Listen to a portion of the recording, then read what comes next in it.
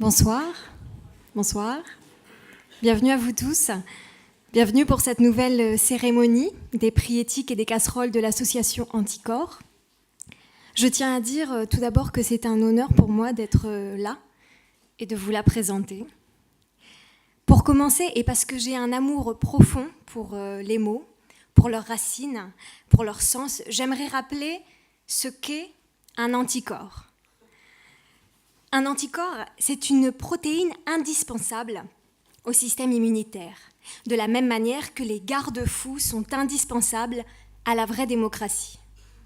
Il existe plusieurs milliards d'anticorps dans le corps humain et ils sont capables de reconnaître les substances étrangères à l'organisme de la même manière que nous sommes plusieurs milliards sur Terre et que nous sommes tous capables de reconnaître ceux qui corrompent la démocratie.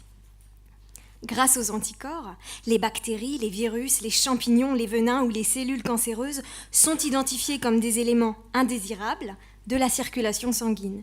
Les anticorps vont alors immobiliser ces éléments et être à l'origine de l'organisation de la défense de l'organisme. Ceci en recrutant des cellules qui vont lutter contre le développement de ces indésirables. De la même manière, dans le monde aujourd'hui, ces anticorps, c'est anticorps. Ce sont ces lanceurs d'alerte, ces journalistes, ces magistrats, ces avocats, ces youtubeurs, ces artistes, ces bénévoles. C'est tout ce monde qui décide d'immobiliser celui qui est corrompu. Ceci en recrutant d'autres citoyens pour mieux défendre les droits de l'homme et pour lutter contre le développement de la corruption. Mais il saura mieux que moi vous en parler. J'invite donc Jean-Christophe Picard, président d'Anticorps.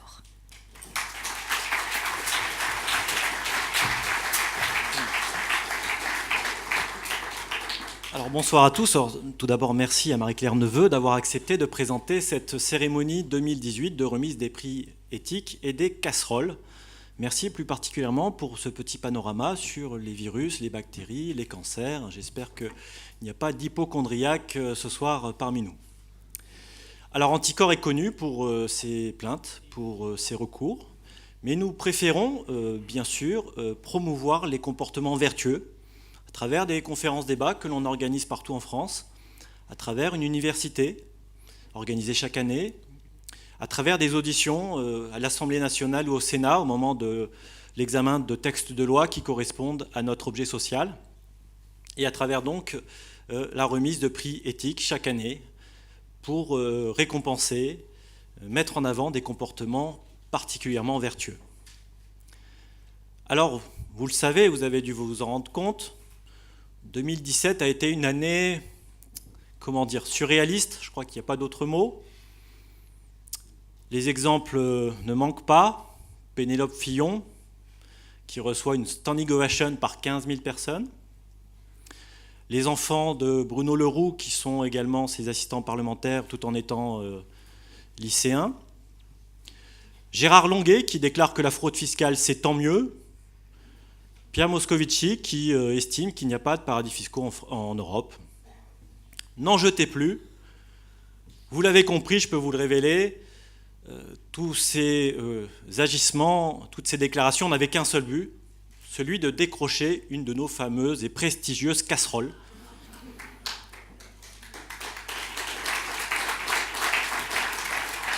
Mais en la matière, beaucoup d'appelés, peu d'élus. Ne serait-ce que pour des raisons budgétaires, nous ne pouvons pas récompenser tous les prétendants, malgré leurs efforts, voire même leur zèle. On n'en demandait pas tant. Pour ce qui est des prix éthiques, nous avions un petit peu moins de choix.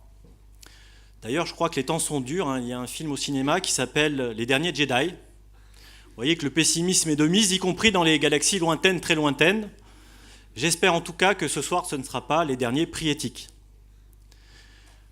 Nos récipiendaires de prix éthiques ne sont pas très nombreux, mais ce sont un petit peu comme les condiments.